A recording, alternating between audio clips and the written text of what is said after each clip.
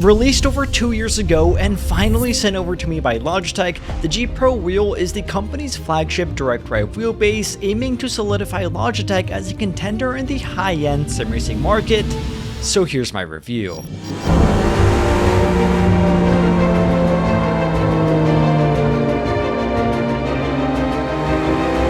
Unique in design, the G Pro Wheel introduces distinctive styling elements such as a triangular mesh in the front, a combination of matte and reflective plastic, and an entirely unique quick-release system. Though significantly large in size, the G Pro makes use of that real estate by including an on and off button on the front, a small customizable display with RGB telemetry lights above, and a table clamp that attaches onto the base in mere seconds. Despite being made of plastic, the overall build quality is also definitely solid. It forgoes the robust industrial design of traditional direct drive bases to instead provide a modern yet sophisticated approach.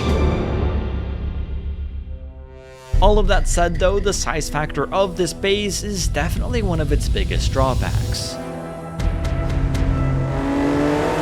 Simply put, it is a huge unit. It made me have to move my monitors further back, move my entire wheel deck further down, and tilt it upward, something that I've never had to do for any other wheelbase. Except for maybe the Turtle Beach one now that I'm thinking about it. Similar to the Turtle Beach wheelbase, this one also comes with 11 Nm of maximum torque, but before speaking about its on-track performance, it's worth going over this quick-release system. Made uniquely by Logitech, it works just as you would expect, with absolutely zero flex even at its highest settings, and with it taking only mere seconds to remove and insert wheels. However, that brings us to yet another problem. You see, the Logitech ecosystem of wheels is largely still non-existent. They currently offer the $250 Pro wheel rim or the $130 RS hub. This hub can be placed on Logitech's own RS round or RS track rim, but that's about it. The rest of this ecosystem consists of Momo, who have two ridiculously overpriced rims, MPI, who provides a few more options, or other third-party companies. Now, that doesn't sound all that bad until you realize that if you actually want to use this quick release system as intended and swap wheels in and out in seconds, you'll need to be spending $130 for the RS hub for every single wheel rim that you want to use. If you don't want to purchase separate hubs, then you'll have to manually interchange them every time. Now even then, that's still not that big of a deal, but the main thing is that with the amount of money that you'll be spending on the wheelbase, the hub, and the rims, you'll at least be wanting to have a high-end and premium experience.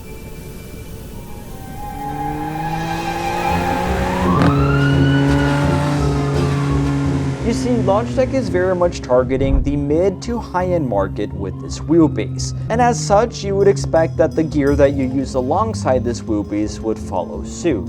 However, although the RS hub and the Logitech wheel rims do the job, that's pretty much about it. Neither this circular wheel or the formula wheel are giving me any type of premium feel. It kind of just looks like a decent quality wheel that I can use with a decent quality wheelbase. It's not giving me any type of premium experience or immersion that some of the competitors can offer. Now, the reason I say all of that is because with the RS hub's entirely plastic build, the buttons that feel like those from an Xbox controller, loud paddle shifters, and limited functionality, there's nothing here that screams high or really even mid-range, and that's not even all. Something that I truly don't understand is why Logitech made this circular wheel rim just so small. It feels like the same one on the G29. And that's not even an exaggeration. Measured here, this circular rim, which mind you is meant for a pro-level sim racer, comes in at 11.5 inches in diameter, making it, get this, only half an inch larger in diameter than the G29, a wheel that has been heavily criticized all of its existence for being toyishly small.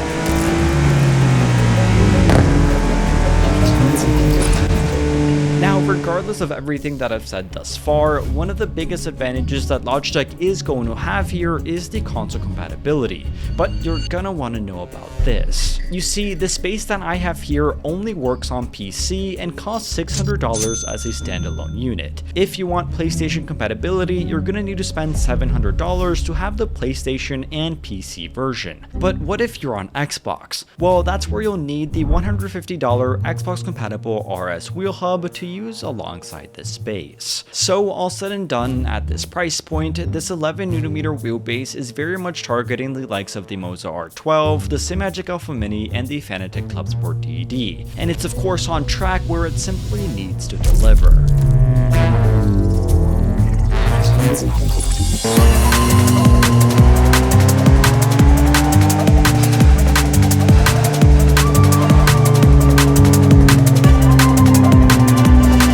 So driving around with the Logitech G Pro wheel, there's both lots of good and bad to be said. For starters, it's very obvious that Logitech was not playing around with this wheelbase, as it's very powerful. In my opinion, at 11mm, this wheelbase was giving me just far too much resistance, so I personally turned it down, but it is really good to see that much range and the force feedback capabilities.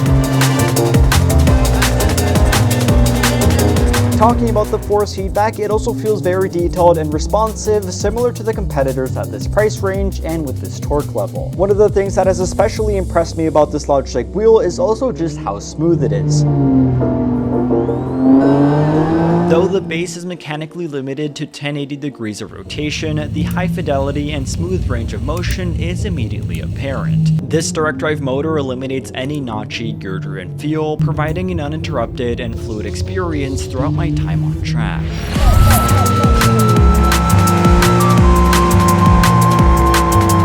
Another very commendable aspect of the G Pro's force feedback will be just how detailed it is. I can very clearly feel all the different road textures, and lots of other nuances like bumps, curbs, and other granular effects really do pop out, this being a very great aspect of this wheelbase.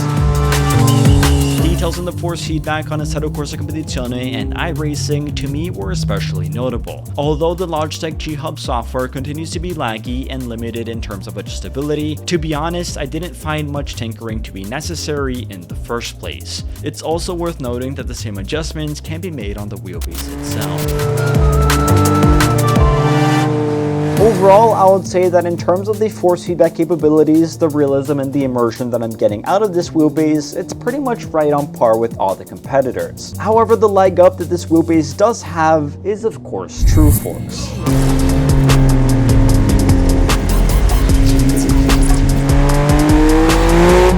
Force is essentially a vibration motor that grabs audio signals from the game and converts them into vibrations for your hand. In this sense, it's almost like having a butt kicker on your wheel, something that certainly adds another aspect of realism, but only on compatible games.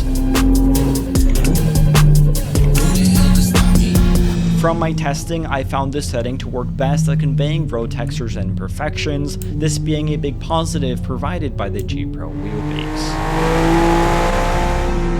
While I wasn't able to make these effects come through in Assetto Corsa, when I was playing on iRacing, they really do add another level of immersion that I seriously wasn't expecting. This of course helps differentiate the feeling that you get from this wheelbase, albeit I wouldn't say it's like a night and day difference. It certainly adds something to the immersion, but nothing to your overall performance.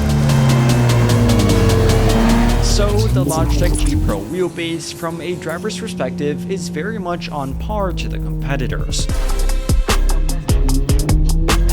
It's completely silent, the feedback is powerful, buttery smooth and accurate, and it gives me all of the same confidence and immersion that all the competitors do. In fact, I would even say that with the addition of True Force, it goes above what others can offer, giving me some immersive vibrations that I didn't even know I needed. However, and a big however, is that when you look at this wheelbase in the lens of the greater ecosystem, the price point, and the overall size factor, it certainly falls short when comparing it to the extremely competitive offerings in this market. I think the easiest way to put it is that the Logitech G Pro level of sim racing gear isn't bad at all. It's well put together and it does the job. However, it just lets me down in terms of its overall value, its innovation, and what it brings to the table that the competitors don't. So it's for this reason that overall the G Pro Wheelbase and its selection of wheels has left me underwhelmed. Ultimately, while the Logitech G Pro Wheelbase itself is mechanically excellent, the overall package just doesn't quite measure up to the competition. If you just want a simple plug-and-play solution with console support, it might still be a compelling option. But for serious sim racers looking for the best experience for their money, there are simply better alternatives out there. So with all of that said, this has been my full review on the Logitech G Pro Wheelbase. Of course, let me know your thoughts on this product down in the comments below, and with all of that said, as always, thank you all for watching, stay safe, and have a fantastic rest of your day.